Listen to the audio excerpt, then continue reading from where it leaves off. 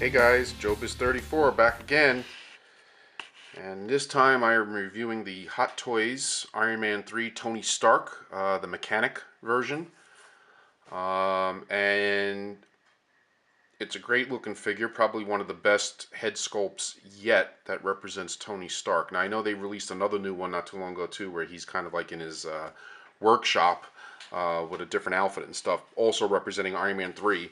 I don't know if the head sculpt is the same for him that they're using for this one. This one is slightly battle damaged, and I'll take the glasses off in a bit and so you can see better, and the hoodie.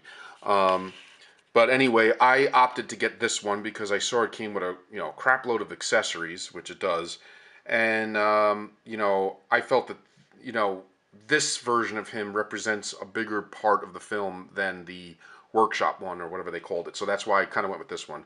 But anyway, I have some negatives, and I'll tell you what they are. And you know what? I'll get that out of the way first because there is more good than bad, and it is a great figure. And I have mixed feelings about it for certain reasons, and I'll explain why. First off, I think the price is a little pricey for this figure. As you know, I just finished doing the Amazing Spider-Man figure, and I was saying how one of the positives is the price point. Well, this figure is more expensive, and depending on where you get it, by the time you pay the price, pay the shipping, you're talking almost mid 200s, like almost 250. I mean, not quite, maybe 230, 220, depending where you get it. Now, I saved a little money on him because once again, I picked him up from Unmasked Collectibles, which is local, not local, but he's only about a half hour from me here, from Matt from Unmasked Collectibles. And once again, right about now, I'm going to display his information because I always give him a plug. He's a great guy to deal with. So, if you're ever interested in any of these figures, he does online. He'll ship to you, or you can go to the store and see him. But if you go to the store, if you're local and you go see him, you could save some bucks on shipping costs and stuff like that. Plus, he usually charges a little cheaper, like other retailers do, than if you bought straight from, Sideshow's website and all that. But any case, I think the figure is a little overpriced because it's not a DX. He doesn't have PERS. For some reason, they've never done a Tony Stark with PERS yet. Not that I'm, dying for one. I mean, I know some cases the PERS can either help or hurt a head sculpt depending on, how they do it. But, with a figure that's like almost mid 200s at this point, or, you would think that you'd at least get another head sculpt or a PERS or something. Now, with that being said, you do get a lot of accessories. So it does kind of make up, it does feel like a DX set, even though you only have the one head sculpt and it doesn't have PERS. You get obviously the sunglasses he's wearing. You get the different hands. You get his homemade glove hand. If you have the exclusive from Sideshow, it also comes with the homemade shooter that he has hidden under his hoodie that he uses in the film. I don't have the exclusive. You have his homemade nail gun or air gun, whatever he used here for as a weapon that he built himself. You do get a machine gun, which is right here. Okay, that he used later on, while he's already at the house of where the Mandarin is. You get extra hands as usual, extra pegs, and you do get an Iron Man if you want to iron it up more. You do get an Iron Man leg here. I'll get above it so you can get a better view. So they do give you the leg so you can swap that out, and his arm with hand, or just the Iron Man hand and wrist. So if you just want to do the hand peeking out from under his hoodie. You could go that route, and because there is the part when he escapes that he starts getting the pieces of the Mark 42 on him, so you can display him with the Iron Man hand and the Iron Man leg, and that's cool. I prefer, I have enough Iron Mans, so I prefer to go Tony Stark, with this one, because, for what it represents, it's Tony Stark and it's great. His head sculpt is a little battle damaged. Now I'm going to take the hoodie off so you can kind of get a better idea. All right. And I'll take his sunglasses off so you can get a good look at his head sculpt. And these things, even the smallest of things, is always a challenge doing it with one hand while trying to keep the camera on something. Okay, so the sunglasses are off. There they are right there.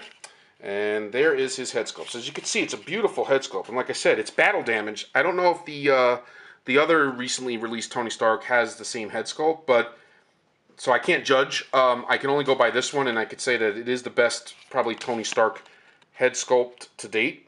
There, you can get a really good view there. Really well done, and a big improvement over some of the older ones. It comes with a lot of, like I said, accessories. It comes, look at this. This took me almost 40 minutes just to set up. Now these are all the little gadgets they give you that you can have them hold, but they also recommend, and here's the instructions, and I suggest following them, because they give you right here the instructions of where to put all the accessories.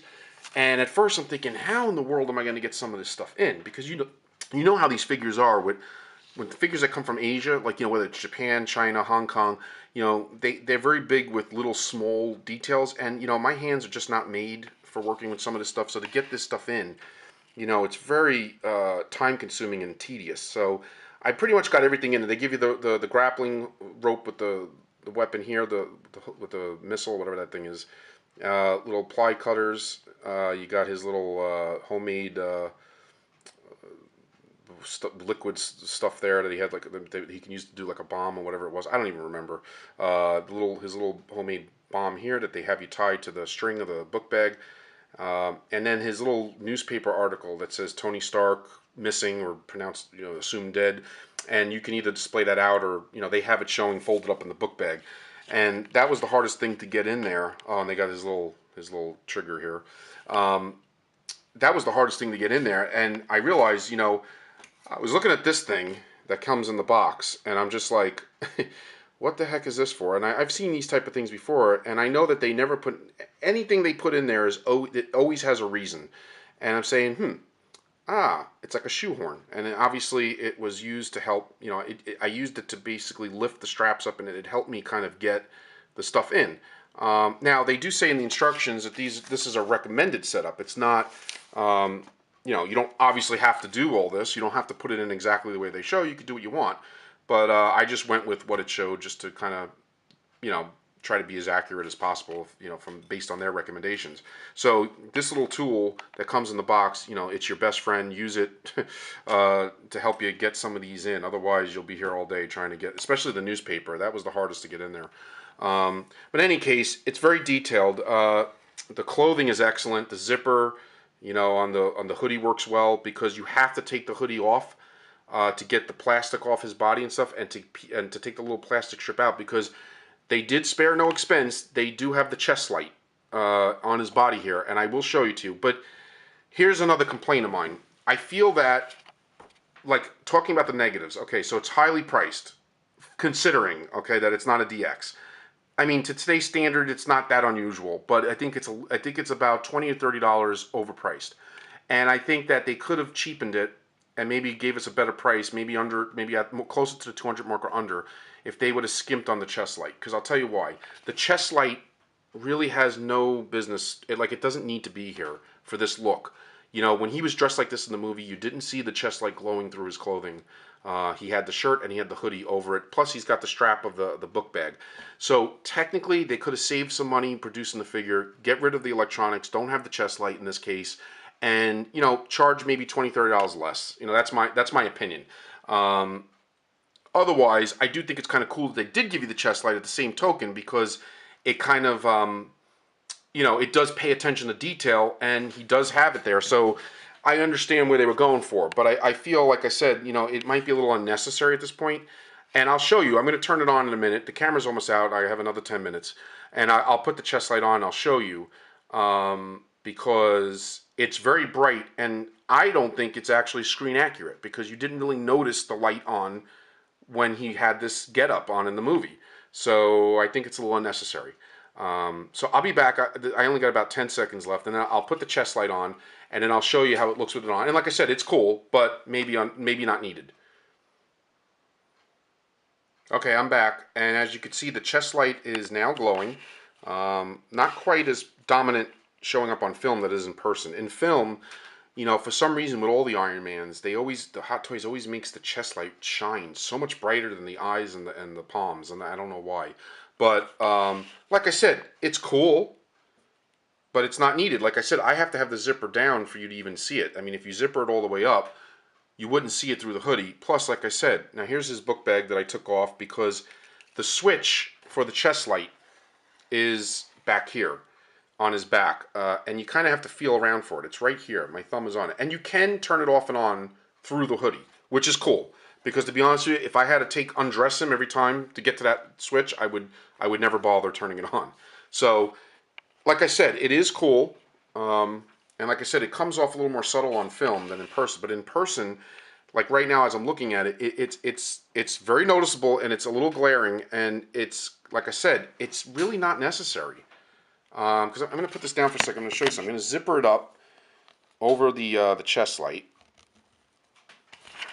Okay, and now you know you can't really even see it. I mean, there's a little bit there because I didn't zip it a little higher. But and then if you have the book bag on, now the book bag is very easy to get on and off, or the backpack I should say, because it has like a clip. And when you have that on and that strap is there, right in that in that area, you can't even see the light. So is it? Do you need it? I don't know. Let me see if I can get to the switch here. I just turned it off. Okay, so that's cool. So I like you can access the switch without undressing him, and I'm gonna unzip it a little bit now. But like I said, you know, it's something that I think requires the figure to be a little more pricey, and I think in this particular representation of him, they could have gotten away with not doing it. I mean, they could still have the maybe the emblem there, so if you took it off, you'd see it there for accuracy.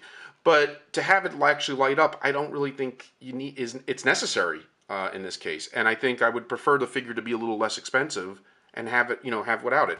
But with that being said, I know there's people out there that are big sticklers for detail. They would probably there may be some that would not be happy if it wasn't there because they say it's not screen accurate, and maybe there's some kit bashers out there that would use the body to create another Tony Stark and use the chest light for a different scene. And the one thing I will say that I like about this figure, like I said, that does give it kind of a DX feel per se, is that with the different accessories they give you, because they give you a lot. They even give you his mask here that he wears when he's controlling the Iron Man suit remotely. Okay, it's in there. It's a little hard to see, but it's in there, and that's another look you can go with. Like I said, you got the machine gun, you got the Iron Man armor parts, so you can kind of do this scene when he first shows up to find the Mandarin, or you can set him up to look like later on in the movie when he escapes and he's got some of his gear on. So it's kind of cool that you got some options there to display him different ways. I prefer to have him like this, with the sunglasses on, his hoodie up in the bag, like kind of like when he's first. And the way I have him pose, I kind of did mimic a pose that I saw online where he's kind of sneaking up, he's kind of creeping up to the mansion, trying to catch them by surprise. So in any case, the other weird thing, then one more negative I'm going to point out, and I'm not sure if it's universal or not. Okay, for some reason, I did tell Matt this the other day when I went back to his store. His arm joints, right here and here. Now, I've heard other people mention, or Matt even was telling me that some people were talking about the fact that the zippers on the hoodie that's by his wrist don't cooperate, or one works, one doesn't. I don't know. They're both closed on mine, and I haven't really messed with them or touched them, and I'm not going to. So I have no idea if that's a factor. This thing is falling behind him now. That's the box, by the way, which is pretty cool, pretty standard, and that's the insert. So let me just kind of turn it like that so it doesn't knock the figure over. There we go. But on my body, I don't know why, the joints right here by the elbows are extremely tight. To get his arms posed or to bend them, you almost have to force it in a way that feels like it's going to break, and that makes me very nervous. I don't like that at all. It doesn't. And if I know the Hot Toy bodies at this point enough that I know which way they're supposed to turn and bend so that you don't accidentally break it. So, being careful, I made sure that when I had his hoodie off to, undress all the packaging and everything, I watched where where it actually, the joints are and which direction I was bending them in. And I did bend them, and I got them bent. But it's like you really have to put pressure to bend it, and I don't know if that's just this one. Or if they all have that problem, I don't know. It almost feels like some of those bodies that are out there that are like bootleg, that mimic the Hot Toys bodies, and they're very hard. Sometimes the joints are very stiff. The legs and everything else are fine. His head can move. I mean, everything is cool there. Up, down, whatever.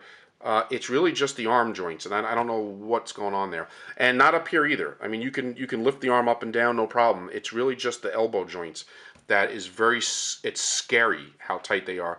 But I think Matt quoted when I talked about it, he said he heard people say they'd rather have too tight of joints than too loose, and I kind of agree, because at least that once you get them in the pose you want, he's not going anywhere. It's not moving. So I could deal with it because once again, it's for display. It's not something to play with or that I'm going to be constantly changing. I kind of like them just like this. So that's it. I mean, that's my review. I would say overall, representing Tony and what you get with it, my problems with the price a little bit. If you average it all together, I'd give I'd give it about a solid 7 out of 10 because I feel that the head sculpt is brilliantly done. The paintwork and the battle damage marks are really nicely painted and well done. The clothing is spot on, and the sneakers and the detail. Obviously the stand is there, the typical Hot Toy stand. You get your typical extra hands and pegs, and you get the other Iron Man armor parts, which is very nice touch. And like I said, a lot of detail like on his backpack and all that stuff, which is cool. Sunglasses look cool. So I would say there's definitely more positive. That's why I would give it 7. And I would deduct a little bit in my figures case because of the tight arms. The chest light is nice, but I feel unnecessary and maybe contributed to the price being a little higher. No purrs, no extra head sculpt. So that would be my negatives on it. But, if you're looking for a really cool representation of Tony out of the armor, or partially out of the armor, I would say this is. I would recommend getting this if you're really looking to have a Tony Stark in your collection. And that's it, guys. I'll be back again. I got Darth Vader on the way. I got a Yoda to review. I got some customs still to show. I got some new stuff coming from One's Customs that's going to blow your mind. So I'll be back to show all that real soon. Until then, guys, peace out.